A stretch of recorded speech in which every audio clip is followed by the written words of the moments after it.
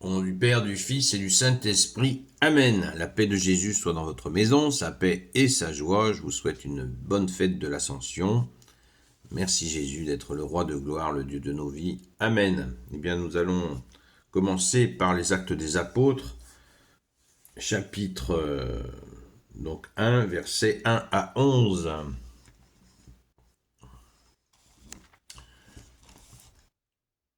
Cher Théophile, dans une première partie, j'ai parlé de tout ce que Jésus avait commencé à faire et d'enseigner. À la fin, il donnait par l'Esprit Saint ses instructions aux apôtres qu'il avait choisis. Et il était enlevé au ciel. De fait, après sa passion, il s'était présenté à eux. Il vivait et il leur en donna bien des preuves. Sur une période de 40 jours, il se fit voir et leur parla du royaume de Dieu. Un jour qu'il les tenait réunis, il leur dit de ne pas s'éloigner de Jérusalem, mais d'attendre ce que le Père avait promis. Je vous en ai déjà parlé, leur dit-il, Jean a baptisé dans l'eau, mais vous serez baptisés d'ici peu dans l'Esprit Saint. Ceux qui étaient venus là lui posèrent la question, Seigneur, est-ce donc maintenant que tu vas rétablir le royaume pour Israël ? Il leur dit, vous n'avez pas à savoir les délais et les étapes que le Père lui-même a fixées, mais vous recevrez la force de l'Esprit Saint. Il descendra sur vous et vous serez mes témoins, à Jérusalem d'abord, puis en Judée, en Samarie et jusqu'au bout du monde. Comme il disait cela, il fut enlevé au ciel. Non, il fut enlevé sous leurs yeux. Une nuée le cacha bientôt à leur regard. Il restait là, à regarder vers le ciel pendant qu'il s'éloignait.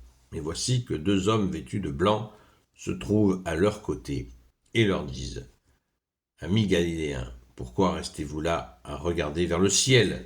Ce Jésus qu'on vous reprend pour qu'il aille au ciel, il reviendra de la même façon que vous l'avez vu partir vers le ciel. Amen. » Amen. Alléluia. Donc, les Actes des Apôtres, le début des Actes des Apôtres nous parle bien de l'Ascension. Nous avons les détails, c'est Saint Luc qui a écrit les Actes des Apôtres. Merci au grand Saint Luc. Et on peut retenir que la question immédiate des apôtres, malgré ces années passées avec Jésus, ils ont toujours, et malgré qu'il les vu mort et ressuscité, merci Jésus d'être offert pour nous et d'être ressuscité, eh bien, ils ont toujours cette arrière-pensée de croire que Jésus, le Messie, va leur rendre le royaume d'Israël.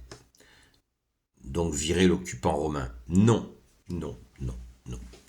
Jésus ne va pas le faire, mais ils ont toujours cette espérance. C'est normal, ce sont des Hébreux, ils sont sous occupation. Et que nous aussi, nous sommes sous occupation et nous aimerions tant que la France soit libérée des ténèbres. Ô Jésus, prends pitié de nous.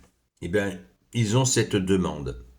Mais Jésus leur dit qu'ils vont avoir une autre libération. Déjà, celle d'être apôtres les rend totalement libres en toi, Jésus. Et au verset 8, « Mais vous recevrez ». Et donc, Jésus leur dit, vous n'avez pas à savoir les délais et les étapes que le Père lui-même a fixées. Donc c'est intéressant à retenir pour nous, il me semble. Parce que beaucoup de gens se posent, Jésus va revenir. Mais écoutez, convertissons-nous. Et puis, gardons notre lampe allumée, comme Jésus l'a demandé, veillons et prions. Et quant au retour glorieux de Jésus, il viendra quand il viendra.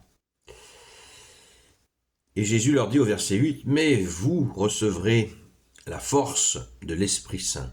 Il descendra sur vous et vous serez mes témoins à Jérusalem, d'abord, puis en Judée, en Samarie et jusqu'au bout du monde. » Donc, l'annoncer, la bonne nouvelle. Voilà leur mission.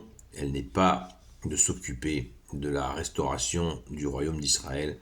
Elle est bien d'annoncer la vérité, la vérité de la liberté, de la bonne nouvelle. Merci Jésus, alléluia. Donc il est enlevé au ciel, sous leurs yeux, une nuée, il nous est dit qu'une nuée le cacha bientôt à leur regard. Et bien cette nuée, ce sont donc des anges.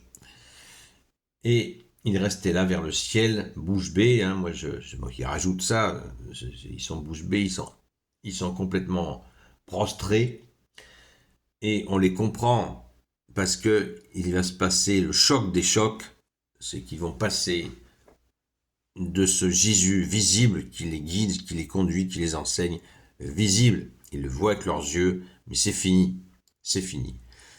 Ils le reverront, mais au ciel. Et donc là, c'est le bouleversement total pour eux. On peut vraiment se mettre à leur place. Ça n'a pas dû être facile du tout.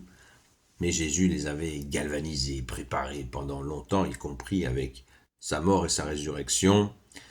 Et bien là, ils sont à nouveau, après 40 jours, vous voyez, on nous donne le chiffre de 40 jours, hein, comme les 40 jours au désert de Jésus, souvent ce chiffre 40 revient. Donc ça marque bien des étapes très importantes et des changements. Mais là, le changement, c'est de passer du Jésus visible à Jésus invisible, et le nouvel interlocuteur qui est l'Esprit Saint, parce que l'Esprit Saint revient en premier. Jésus monte, l'Esprit Saint descend, et ensuite Jésus vient dans l'invisible lui aussi continuer son œuvre, ses œuvres. Merci Jésus. Mais il est très important que Jésus soit, il est fondamental que Jésus soit monté pour que justement il n'y ait plus ce Jésus visible et qu'il y ait cette puissance de l'Esprit Saint. Pourquoi cette puissance de l'Esprit Saint? Parce que l'Esprit Saint, à mon humble avis, pourquoi? Parce que l'Esprit Saint, eh bien, personne ne peut le persécuter. Les méchants ont persécuté, quid Jésus, mais ça n'a pas eu d'effet, Jésus est ressuscité bien sûr, mais l'Esprit Saint, c'est impossible. Impossible de le persécuter. Il va aller jusqu'aux extrémités de la terre, comme ça vient de nous être dit, pour annoncer la bonne nouvelle, et personne ne pourra l'empêcher. Personne.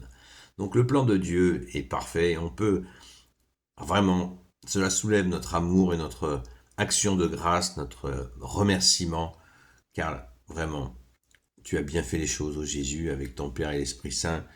Béni soit la Sainte Trinité. Alléluia. On va dire un mot de la lecture de l'évangile du jour, puisque je lis tous les matins l'évangile du jour.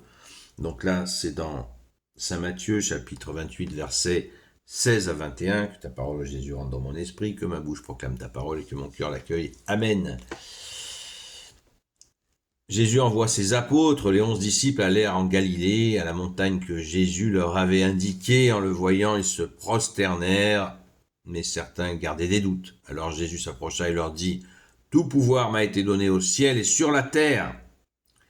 Allez donc et faites-moi des disciples de toutes les nations. Vous les baptiserez au nom du Père et du Fils et de l'Esprit Saint, et vous leur enseignerez pour qu'ils l'observent tout ce que je vous ai ordonné. Voici que je suis avec vous tous les jours jusqu'à la fin des temps. » Vous voyez, Jésus remonte, mais il est bien là. Il est bien là, mais de manière invisible. C'est là le choc de l'ascension. Rendons grâce. Soyez bénis. Je vous dis à ce soir la grâce de Jésus et courons à la Sainte Messe. Courons à la Sainte Messe, aujourd'hui c'est comme un dimanche, alors courons à la Sainte Messe pour glorifier Jésus. Amen. Bonne fête de l'Ascension, à très vite.